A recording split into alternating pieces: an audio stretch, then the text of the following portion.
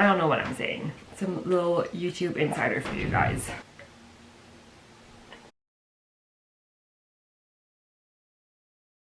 Hey guys, welcome back to my channel, or welcome if you guys are new. So in today's video I am doing my Bookoplathon. I cannot say that word. Today I am doing the Bookoplathon wrap-up video. If you saw my last video that I uploaded, hopefully, which was my reading vlog of the Bookoplathon 48-hour readathon, you will know that I didn't really go in depth in any of these books because my readathon was already like 30 minutes long of a vlog and I didn't want to upload an hour-long video, so I decided to do a wrap-up in a separate video, which I'm filming right now. Basically I just filmed the intro and then I just changed like my top and I'm sitting down and filming my wrap-up.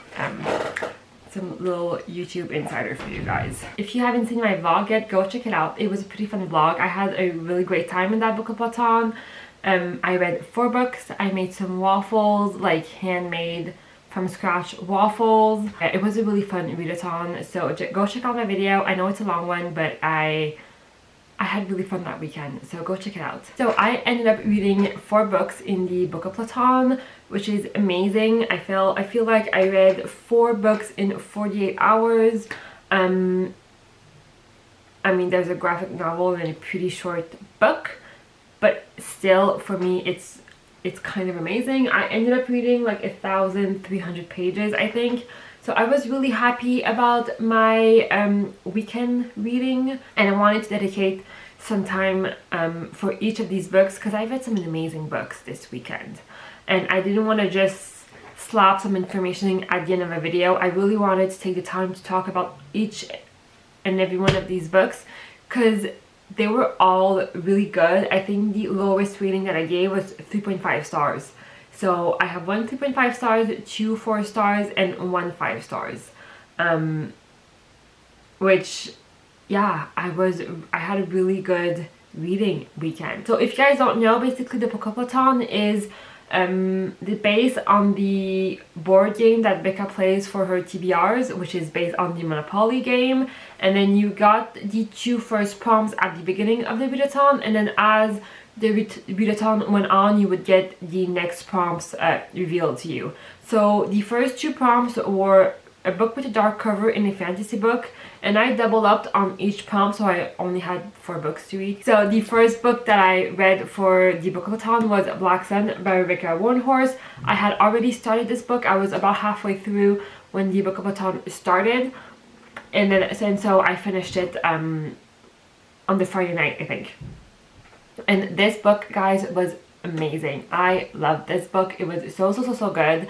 I will say the first 100 pages were a little bit slow for me, and a little bit I was a little bit confused in the beginning of the book, which is why I gave this book 4 stars. But from maybe the 100 page or 150 pages and after, I loved this book. This was so well done. I really want to read more of Rebacca Roanhorse books now because I loved this book. It was really good. In this book you are following different set of characters in the event leading up to a solar eclipse, but this year the solar eclipse is on the same day as the winter solstice, which is like unheard of, and the combination of those 2 events basically gives a window of opportunity for something really big. And that's all I'm gonna say.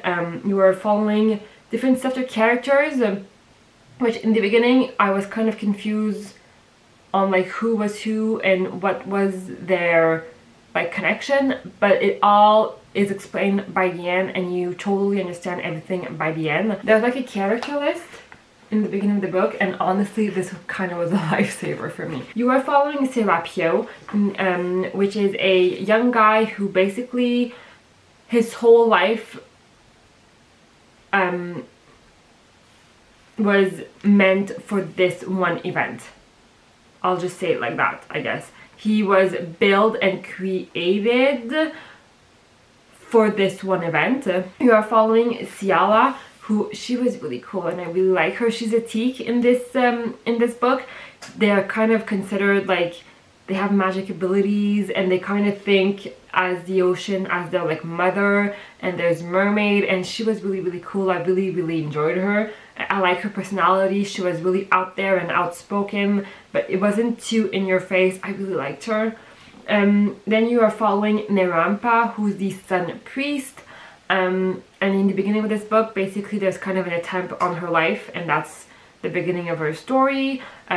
She wasn't necessarily meant to be sun priest because of her family and her history, but she was able to like level up, I guess, and go up in rank and become the sun priest, which is really cool. And then you are following someone else, which I don't remember his name,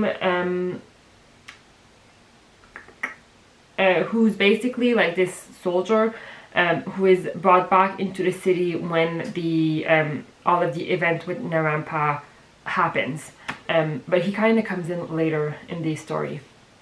So those are all the characters that you have.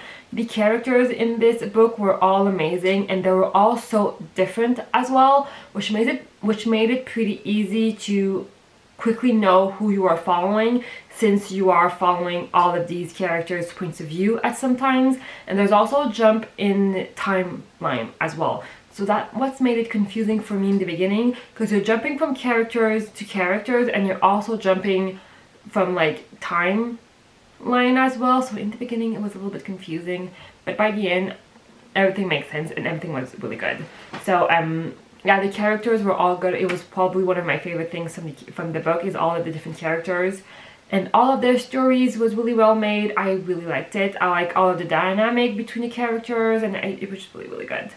The world building in this book as well was one of the really highlight for me in this book. I loved the way she did it. It was such a complex world, but it was so easy to understand, and I'd say easy because, like I said 1,000 times now, the beginning was a little bit confusing for me, but like maybe 100 pages in, you understand the world and you understand what's going on, and the way she described it and the way she like explains everything, it's pretty easy to comprehend, and I really like the way she did it.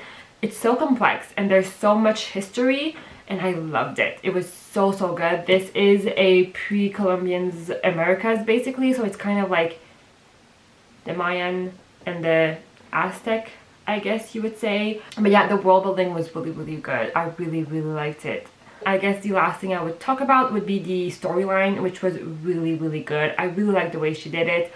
Like I said, you're basically following all of these characters leading up to this big event, and the way it is written, you really want to know what's going to happen. You really are invested in the story, and I was really invested, and I really wanted to know what was going to happen, and if everyone was going to be able to do what they wanted to do or needed to do. And I really like this book. This took me by surprise, because the first 50 page, I will say I was not enjoying them, but afterwards I just fell in love with this book and I want to read more, and I'm so happy this is a series, and I'm so excited for the next book.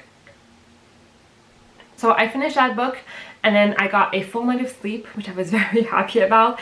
And then comes the morning and we get the next 2 sets of prompts, which were POC, basically a book with some POC or written by a people of color, and then, which I was really happy about, because I was also trying to double up with the animal companion / mythical creatures prompt, which is why I read this book in the first place. So I was really happy about that, because she also focuses on diversity, so it was perfect. But the second roll of dice comes and it's contemporary, which doesn't work obviously in a fantasy readathon. So I ran to my shelf and I looked all over and I found this book. It's Clap When You Land by Elizabeth Acevedo. Sorry, I had this book for a while on my shelf because I've heard a ton of good things about this author and also about this book. So I picked it up, and it's written in verse, so I thought it would be perfect for a readathon because I could read it pretty quickly. I ended up reading this mostly physically, so it took me a little longer than if I had listened to it as an audiobook. I'm not that much of a fast reader, so it took me a little while to read this book, but it was worth it because this was so good. This was really good, guys. This is about two sisters who one lives in America and the other lives in Dominican Republic. I always say it in French, so I always reverse it, but it's Dominican Republic. And they share the same father, but they don't know about each other. So basically the father is kind of living a lie and has his family in America and also has his family in Dominican Republic. And then one day the father dies in a plane crash. And that's when they discover one of each other.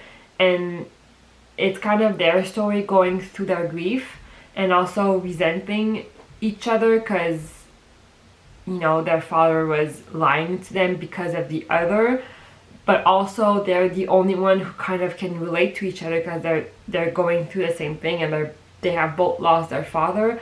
So I thought it was really well done. I really liked it. I loved both of the main character. I ended up tabbing a bunch on this book, and I even ended up can I find it? Can I find one pretty easy?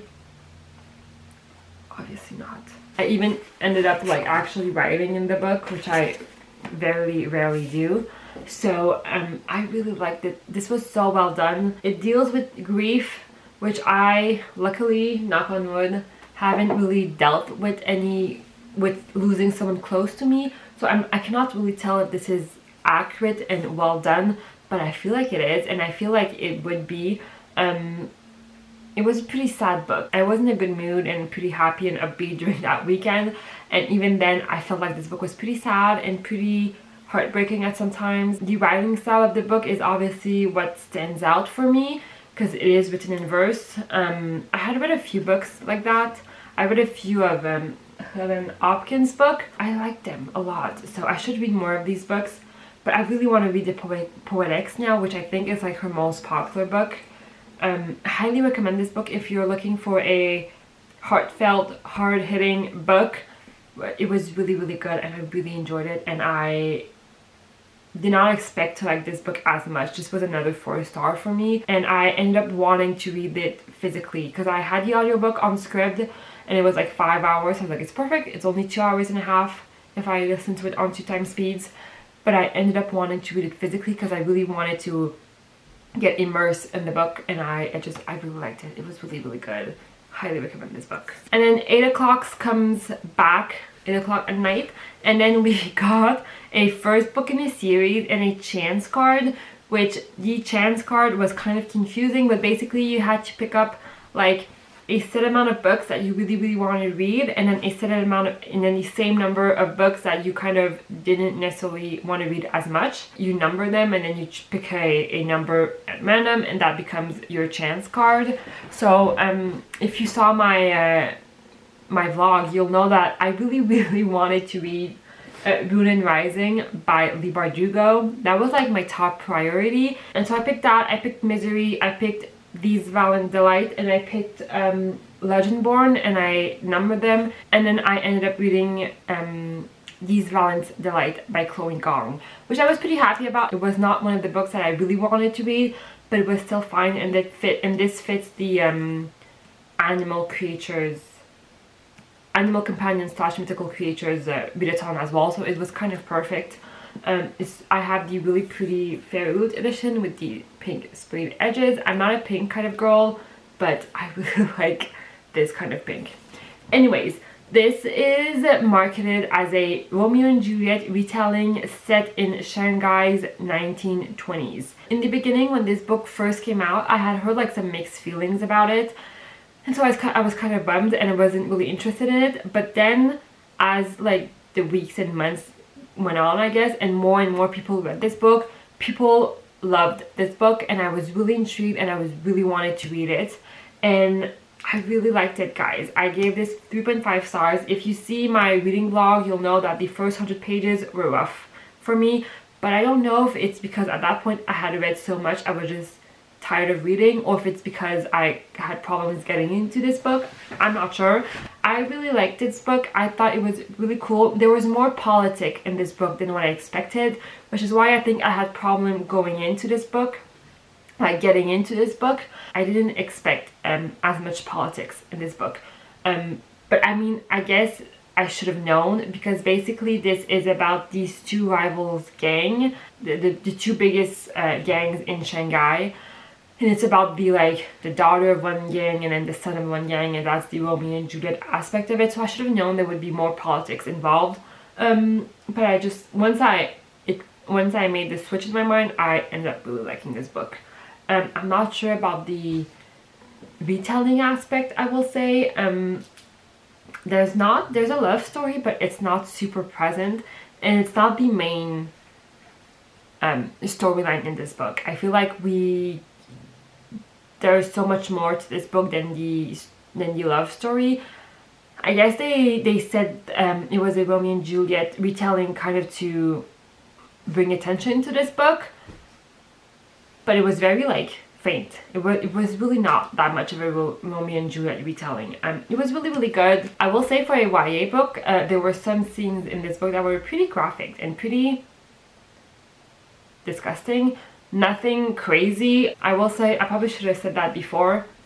Definitely check out some trigger warnings for Black Sun. There are some scenes in this that are the first chapter. I think everyone knows about this first chapter now.